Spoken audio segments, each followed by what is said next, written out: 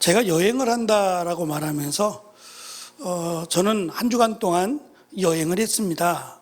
예를 들어서요, 여행을 했습니다 라고 말하고 어디를 다녀왔냐 하면 논산을 갔다가 대전을 갔다가 논산을 갔다가 전주를 갔다가 속초를 갔다가 목포를 갔다가 부산을 갔다가 왔습니다 라고 말하면 길을 모르는 우리나라 사람이 아니거나 길을 모르는 사람은 이거 많이도 갔다 왔네, 뭐 일주일 동안 여기저기 많이도 갔다 왔어 라고 말하겠지만, 길을 아는 사람들은 첫째, 피곤하겠네, 일주일이라는 짧은 기간 동안 이렇게 많이 다닌다고? 왜? 라는 질문. 또 한 가지는 지금 말씀드린 것처럼 지그재그로 왔다 갔다 했어요. 뭔 일이지? 왜 내려갔다가 또 내려가려면 쭉 내려가지, 내려갔다가 올라갔다가 또 다시 내려갔다가 이게 무슨 일이지? 라고 의아해할 거란 말이에요. 제가 지금 말씀드린 이유가 족보 때문이에요. 이 족보를 유대인들은 말씀드린 것처럼 적어도 7대 이상, 자기 조상 7대 이상을 외워요. 대단하죠? 7대면 뭐라고 불러야 돼요? 아버지, 할아버지, 증조할아버지, 고조할아버지. 그 다음부터는 뭐라고 불러야 돼요? 7대면 어떻게 설명을 해야 될까요? 7대를 외우진 않아요. 안다면 대단한 거죠. 근데 7대까지 외울까요? 근데 이스라엘 백성들은 이 족보를 굉장히 중요하게 여겨요. 왜냐하면 이 족보가 살아있는 역사이기 때문에 그래요. 그래서 무엇보다 이 족보를 통해서 자기의 조상들을 찾아가고 자부심을 가져요. 지금도 그렇습니다. 지금도 어느 지파라든지 크게 의미가 없는데도 지금도 그런 거를 따져가면서 마치 대단한 것처럼 그렇게 자부심을 갖습니다. 그건 그들의 문화의 특징이라고 할 수 있어요. 그럼에도 불구하고 우리가 계속해서 이제 족보의 내용들을 살펴볼 텐데, 먼저 1장의 족보가 아담부터 시작이 됐어요. 아담은 하나님이 만든 첫사람 인간입니다. 첫 인간의 아담인데, 아담은 셋의 아버지입니다 라고 소개하고 끝나요. 말씀드렸죠. 족보를 안다고요. 만약에 족보를 모르는 사람들이 볼 때는 뭐야? 아담이 셋밖에 없어? 아담의 부인은? 어떤 면에서는 첫사람이면 아담도 나오고 그의 부인 이름도 나와줘야 되는 거 아니야? 창세기에 나오니까. 그런 생각을 가질 거예요. 또 첫사람 아담에게서 태어난 아들이, 먼저 첫 번째 아들이 누구냐면 가인이죠. 우리가 아는 상식선에서는 가인이에요. 그리고 아벨이고, 가인이 아벨을 죽이고 나서 태어난 아들이 셋이에요. 그런데 가인 아벨은 다 빠지고 셋만 나왔단 말이죠. 그러면 족보를 알고 있는 유대인들의 입장에서는 뭐지? 중요하지 않다는 얘기예요. 가인하고 아벨에 대한 이 사건, 형이 동생을 죽인 사건은 이미 다 알고 있어요. 그러니까 이방인들이나 성경을 모르는 사람들이 그러려니 하고 그냥 읽을 겁니다. 읽기 되게 어렵네, 왜 이렇게 복잡하고 이걸 뭐하러 적어놨어? 라고 말할지 모르겠지만, 어떤 면에서 그들은 이 족보를 읽으면서 눈물을 흘릴지도 몰라요. 이 족보를 흘러가는 흐름이 하나님이 약속한 대로 간다는 거예요. 하나님이 예언한 대로, 하나님이 약속한 대로 이 족보가, 그 오랜 시간의 족보들이 그대로 흘러갔다라는 거예요. 하나님 말씀대로 그대로 흘러갔다는 그 사실에서 그들은 눈물을 흘릴 것이며, 또 한 가지는 더 중요한 얘기가 될 수 있는데, 말씀드린 바벨론으로 끌려갔어요. 그러면 끌려간 사람들은 거기서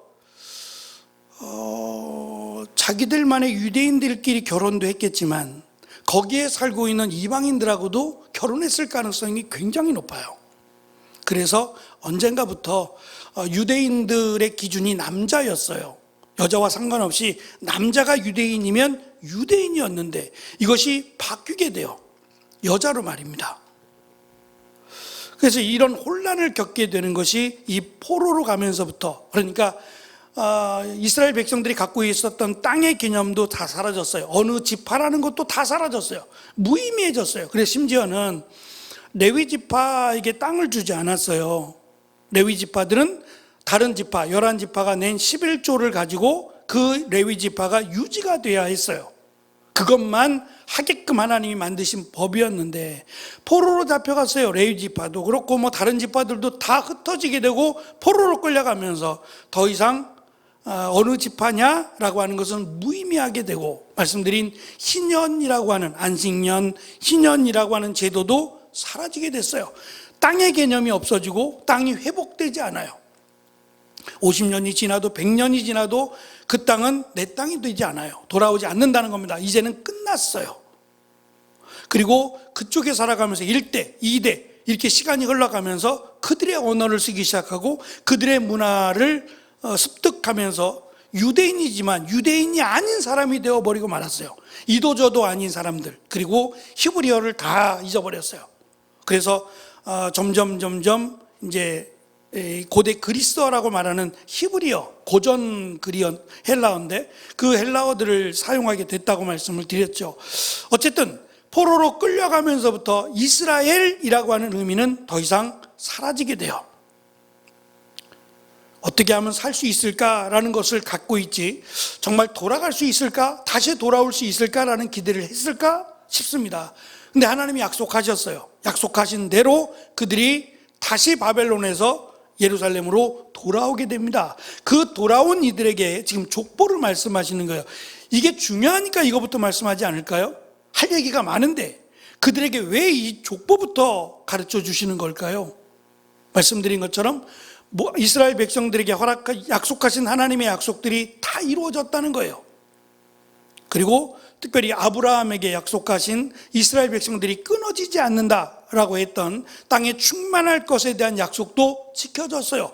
물론 나라가 사라지고 빼앗기고 땅도 빼앗기고 포로로 끌려가는 수치와 모욕을 당했지만 이스라엘은 사라지지 않았어요. 하나님의 약속대로 이루어졌다는 것, 그리고 말씀드린 그들이 다른 나라에 포로로 들어가게 되면서 이제 이스라엘이라고 하는 정체성이 사라졌어요. 그러면서 하나님의 약속은 이스라엘만의 하나님이 아니라 모든 사람에게 열어지게 돼요. 모든 민족들로 향하게 되더라는 거예요. 그래서 너희는 가서 모든 족속으로 제자를 삼아 아버지와 아들과 성령의 이름으로 세례를 주고 약속하신 것을 가르쳐 지키게 하라는 말씀과 더불어 사도행전에서는 예루살렘과 온 유대와 사마리아와 점점 확대되고 있어요. 예루살렘으로부터 점점 확대되어서 사마리아라고 하는 이방인 땅, 그리고 온 땅이라고 하는 모든 세상으로 열어놨어요. 그곳을 향해서 이 복음을 전하라고 말씀하셨어요. 그것을 여기서 담고 있어요. 그래서 아니 굳이 이스라엘 백성들이 에돔 족속에 대해서 알 필요가 있을까요? 이것은 하나님의 약속대로 이 민족들이 생겼고 이 민족들이 흘러갔다라는 것을 증명해 주는 역할을 해요. 이름을 아느냐 모르느냐 우리에게는 상관없을 수 있어요. 그래서 오늘 나누어드린 페이퍼에도 보시면 족보 읽기의 어려움 첫 페이지에 외부인이 된 기분이라고 해서 역대기는 아담으로부터 시작해서 대표적으로 아브라함, 또 이스라엘 야곱을 거쳐서 이스라엘 12지파까지로 이어지는 긴 족보의 역사를 시작합니다. 현대 독자인 우리에게 족보는 낯설고 지루하게 느껴질 수 있습니다. 현실과의 거리가 멀지요. 발음하기 어려운 이름들, 익숙하지 않은 지명들은 오늘날의 삶과 연관성이 적어 보이는 구시대의 명단처럼 느껴집니다. 하지만 고대 이스라엘 사람들에게 이 이름과 지명은 그들의 사회 구조나 정체성이나 삶의 의미를 부여하는 현실을 연결하는 역사예요. 이 족보를 대충 훑고 지나가려면 지나가고 싶은 유혹을 받아요. 그러나 이 족보의 역할은 지루함 속에서 하나님의 목적을 발견하도록 돕는 데 있습니다. 역대기 기록자는 이 족보를 통해 하나님의 백성의 역사 전체를 포괄하며 그 역사가 창조에서부터 시작되었다는 것을 강력하게 선포합니다. 족보에 3개의 기둥이 나옵니다. 아브라함에게 이르는 아주 간단한 계보인데요. 아담, 노아, 아브라함으로 연결을 시킵니다. 목적은 아담에서 아브라함까지 단절되지 않는 후계 혈통을 추적하고 인류에게 처음 선포된 창조의 복이라고 할 수 있는 생육하고 번성하라는 이 약속이 이 계보를 통해서 계승되고 있음을 강력하게 전달합니다. 특히 아브라함의 아내인 사라의 불임, 아이를 낳지 못함은 이 복이 인간의 능력이 아니라 하나님의 약속의 성취로 이루어질 것을 상기시킵니다. 하나님의 창조의 복은 아브라함 후손을 통해 실현되고 있다라는 겁니다. 그 다음에 이제 열방에 대한 내용이 나오는데요. 열방을 구성하는 것은 노아의 세 아들 셈, 함, 야벳의 후손들을 추측하는데, 셈, 함, 야벳이에요. 순서가 야벳의 형 셈이라고 나오거든요. 그래서 셈, 함, 야벳이 돼요. 함은 흑인들의 조상이 되죠. 이 셈, 함, 야벳 가운데 지금 족보가 순서가 바뀌어요. 우리가 읽은 말씀에 보면 누가 먼저 나오냐면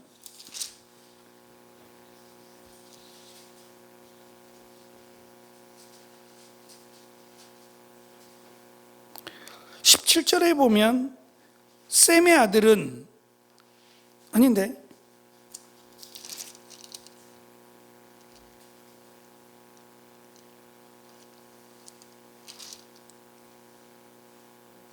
5절인가요? 노아의 아들은 셈과 함과 야벳입니다. 4절. 야벳의 아들은 고멜과 그 다음에 함의 아들은 8절. 그리고 나서 셈의 아들은 이라고 해서 뒤에 나와요. 순서가 바뀌죠. 그러니까 중요한 것이 나중에 나오는, 물론 창세기의 족보도 셈이 나중에 나와요. 셈이 나중에 나오는 것은 원래는 셈이 첫째인데, 그리고 셈을 통해서 하나님이 아브라함의 계보가 이렇게 이 계보가 이어질 건데, 그럼에도 불구하고 중요하니까 나중에 기록하는 그런 경향을 가져요.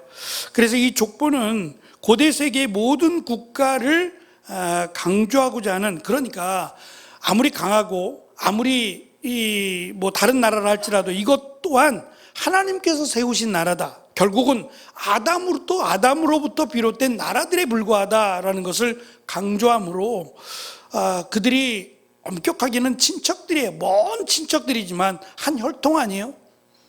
그렇게 보면 뭐 우리나 뭐 북한이나 뭐 일본이나 미국이나 다 쭉 따라 올라가면 다 아담과 하와의 후손 아니에요? 이렇게 강조하는 것은 의미 없다는 거예요. 인간의 역사가 서로 죽이고 싸우고 땅을 빼앗고 하는 그런 관계 속에 있지만 결국은 인간의 역사 자체는 하나님이 만드시고 주장하신다라는 것을 의도적으로 강조하는 데 있어요. 그래서 이 고대 세계, 이 족보는 고대 세계의 모든 국가를 나타내는 계보학적인 면에서는 세계 지도의 역할을 합니다. 셈, 함, 야벳의 순서가 바뀐 것은 셈의 계보, 곧 아브라함의 혈통이 약속의 주요 계보임을 보여주려고 하는 의도가 담겨 있다고 볼 수 있어요. 이러한 구성은 이스라엘이 세상의 많은 민족 가운데 한 민족이지만 선택과 약속을 통해 열방과 구별되는 특별한 백성이다라고 하는 것을 강조하는 데 있습니다. 말씀드린 대로 제일 중요한 것은 세 번째 있는 대로 역대기 기록자는 족보를 통해 귀한 자들, 바벨론에서부터 포로로 끌려갔다가 돌아온 자들에게 지금 위로하고자 결국은 우리가 힘이 없어서 그런 것이 아니다라는 거예요. 그 역사를 강조하는 데 의미가 있다라는 것입니다. 그래서 여전히 우리에게는 뭐 어려워요. 반가운 이름도 있지만 뭐 전혀 생소한 그런 이름도 있어요. 그러니까 이 이름을 아는 것보다는 이 흐름을 아는 것이 더 중요한 것 같습니다. 먼저는 다민족 나라에 대한 예고입니다. 족보는 아브라함의 두 아들인 이삭과 이스마엘, 그리고 이삭의 두 아들인 이스라엘과 에서에게 초점을 맞추고 약속의 계보인 이스라엘로 다시 이어집니다. 주목할 점은 열방의 사람들이 다윗의 가계도인 유다 지파에 편입되었다는, 열방의 사람들이 유다 지파에 편입되었다라고 하는 기록입니다. 이는 다윗의 계보를 통해 오실 메시아의 나라가 모든 민족으로 구성된 다민족의 나라가 될 것임을 가리키는 중요한 이정표가 되어, 이 내용처럼 우리가 잘 아는 마태복음이요, 마태복음도 족보가 나오죠. 1장부터 족보가 나온 것은 유대인들은 이 족보를 굉장히 중요하게 여기기 때문이기도 해요. 그런데 이 족보를 가만히 보면 들어가야 될 사람이 안 들어가고 들어가지 말아야 될 사람들이 들어가요.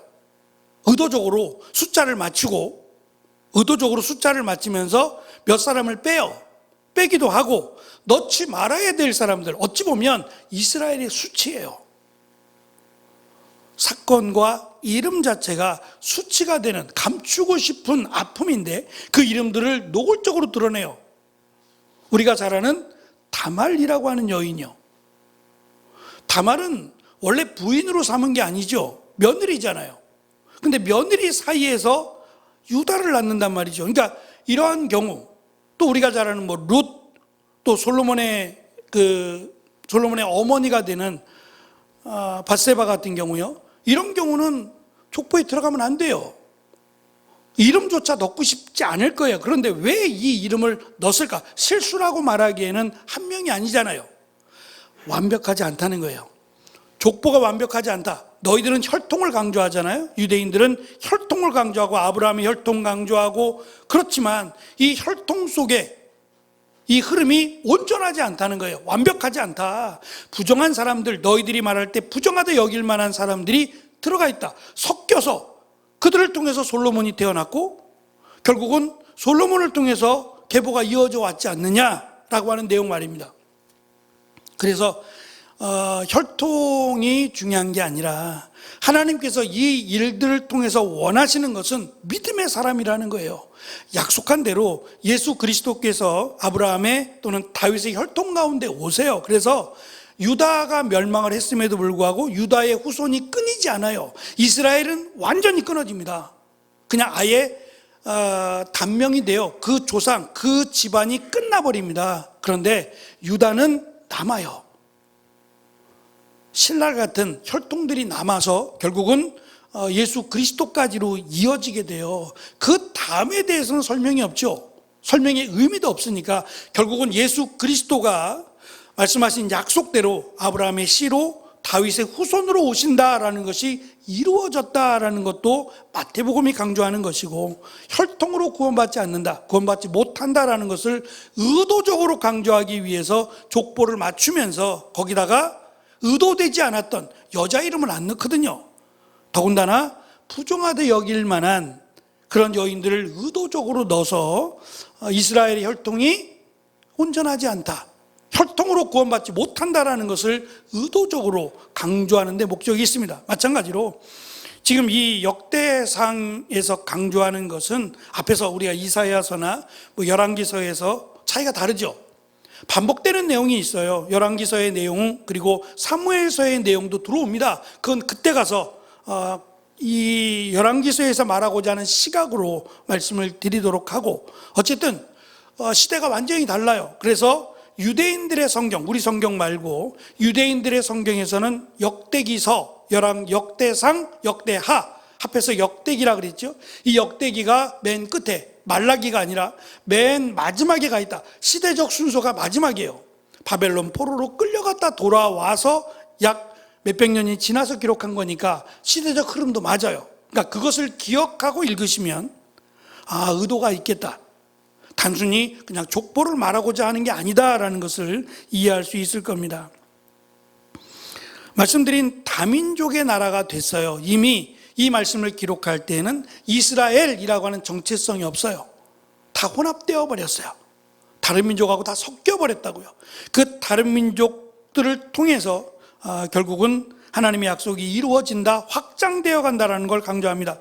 두 번째, 땅끝까지 이르는 증거입니다. 이스라엘의 부르심은 단순히 한 작은 속주에 머무는 것이 아니라 전 세계라는 무대 위에서 실현될 하나님의 계획 안에 있다는 걸 강조합니다. 하나님의 계획은 언약 백성이 예배하고 증거하는 공동체가 되어 하나님이 통치하신다라고 하는 것을 열방에 증거하는 거예요. 우리가 잘 아는 것처럼 하나님이 출애굽할 때요, 출애굽할 때 이스라엘 백성들과 함께 나오면서 거기에 누가 있냐면 종들이 나와요. 좀 이상한데. 그리고 이스라엘 백성들이 가나안을 돌면서 약속의 땅에 들어갈 때 전쟁을 하게 돼요. 수시로 전쟁을 하면서 그 전쟁을 이기고 종들로 삼은 사람들이 있었어요. 그런데 그 약속의 땅에 들어가기 전인데도 불구하고 그 종들에게 주신 말씀은 하나님을 믿으면 그 종들의 귀를 뚫어가지고 문설주의 귀를 뚫어서 그들 역시도 하나님의 백성으로 삼으라는 거예요. 이건 암시적인 내용이죠. 정말 그들이 하나님을 믿었는지는 모르겠어요. 그건 중요하지 않고 하나님은 믿음을 강조하신다는 거예요. 혈통만을 강조하셨으면 종들, 이방인이잖아요. 그 종들까지 하나님의 백성으로 삼으라는 말씀 안 하셨을 거예요. 이것이 확장되어서 특히 이제 완전히 포로로 끌려갔다가 막 뒤섞여가지고 돌아온 이스라엘 백성들에게 하나님은 이스라엘만의 하나님이 아니라 하나님을 믿는 모든 사람들의 하나님이심을 강조하고 있습니다. 예수님이 부활하신 후 제자들에게 말씀드린 사도행전 1장 8절 유대와 예루살렘과 유대와 사마리아와 땅끝이라고 하는 마지막 목표가 땅끝이에요. 근데 그 땅끝이 어딘지는 몰라요. 그건 하나님의 약속 안에 있죠. 그래서 뭐 땅끝이 어디다라고 말하시는 분도 있어요. 근데 저는 성경은 그렇게 말하지 않아요. 그냥 땅끝이라고 말하지 땅끝이 이스라엘인지 땅끝이 어딘지 어떻게 알겠어요? 때가 되면 땅끝에 이르게 되면 그때 예수님이 오신다고 했으니까 어쨌든 땅끝이라고 하는 것은 소외된 사람들이 없는 모든 사람들을 지칭하는 말씀입니다. 이것이 역대기 족보에 깊이 내재된 하나님 나라의 지구적인 사명을 계승하고 있습니다. 마지막 결론입니다. 역대기 족보는 우리의 정체성과 목적이 오래전에 시작된 하나님의 영원한 계획에 뿌리를 두고 있음을 강조합니다.